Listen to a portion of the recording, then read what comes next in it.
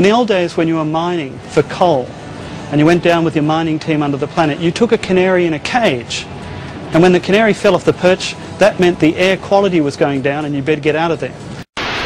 To the mystery of the dying birds. There must be about 100 birds in this bag. There are dead birds all over this Somerset County neighborhood in Franklin Township, New Jersey, on front lawns, on top of roofs, and in the street. Now to a mystery surrounding dead birds. Health officials are trying to figure out why people are discovering feathered carcasses all over parts of Brooklyn and Queens. Unusual for dozens of birds to turn up dead like this, but it does seem unusual because it's not something we hear about every day. There's 11 dead birds in a yard. I'm a little worried about it. The head of the health department in Bellingham collected 3 of the birds but did not have them tested. The same people that make the fuel for the jets are also America's major drug manufacturers and the creators of many chemical weapons, of which fluoride is a precursor and not only has a shelf life in your body, it was highly experimented with in the German concentration camps of World War II. IG Farben built a factory at Auschwitz and made use of no less than 83,000 slave laborers. They were behind the creation of the Zyklon B used to kill them, and names such as the Rockefellers were behind IG Farben, considered too corrupt to be allowed to continue to operate due to their involvement with mass slavery and mass murder. You will find these same names behind the H1N1 vaccines. There has to be collusion, yes, because it's all over. I don't know whether it's just Western Europe and the U.S. or because I haven't been in Asia recently, so I don't know whether they have it there. I mean, this might be just shared among friends. Some research on FEMA concentration camps in the United States of America. I did a study on Rex 84. That's REX 84. You can go to Google and do a search on that. What was surprising to me was the amount of concentration camps we've already have in the United States.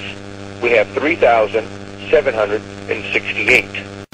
It's a partnership between selected developers building this new world order and the government using the American taxpayer dollars in order to do it. This is a map of the Wildlands Project. To explain the map, the red are areas that are to be off limits to human beings. No resource development, no human activity. If you live there, you won't.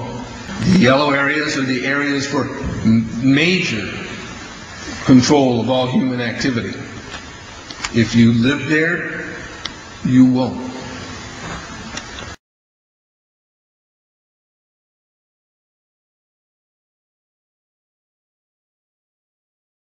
Occupational specialty, internment resettlement specialist. This MOS plays an integral role in providing a uniform system of handling prisoners and detainees. First and always, these MPs are combat support soldiers trained to fight. Then also trained as internment resettlement specialists to control and supervise detainees, to ensure their humane treatment, and to assist them in returning to a productive life. For this job, the Army will train you to use specialized equipment to monitor activity, to conduct searches, and to inspect areas where prisoners work and live. Here, you'll train to in-process prisoners and detainees, and to brief them on their rights. In addition, you'll train to inventory and secure their property, take photographs and fingerprints, issue personal items, and assign cells. You'll train to conduct prisoner formations and roll calls, to monitor their exercise, recreation, and work areas, to prepare and maintain records, and develop written reports. After your initial entry training and advanced individual training, you'll work long hours, day or night, in a garrison or field environment, where you may practice emergency procedures, detect and confiscate contraband, and escort prisoners outside the facility. Serving in this MOS can help you transition from the military to the civilian employment sector. In the Military Police Corps, you'll be providing both combat support and law enforcement wherever you go, always upholding our motto, of the troops and for the troops. Military Occupational Specialty, Internment Resettlement Specialist.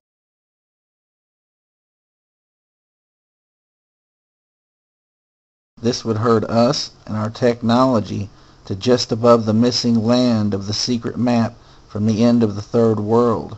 And to the people of the New World, it will be like us and our technology never existed. They will be taught, just as we were, that our remains are nothing more than the remains of stupid cavemen. The FEMA plans to imprison American citizens have generated a lot of interest around the country in locating the potential prison camps throughout the country, such as this Amtrak facility in Beech Grove, Indiana.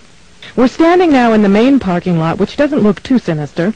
At this level, it is a very large parking lot, fenced on all sides by fence topped by barbed wire. It also has these electronically operated turnstiles. There is also a surveillance camera, just like we saw at the FEMA facility, pointing out to the parking lot, and a helicopter windsock. All of these apparent security measures are particularly unusual here, because this is a very low crime area, and this facility is nothing but an old train repair station with nothing in it worth stealing. In this portion of the parking lot is a brick building, suitable for processing, next to a gate that leads right out to the railroad tracks, and all of this is contained inside a fully fenced area, now 3 layers deep in fencing at this point. This U.S. Air Force train indicates federal and military involvement. This small building is the only way into a particular fenced area. Inside this building we see more of the motion-activated detectors, electronic turnstiles, and prison bars.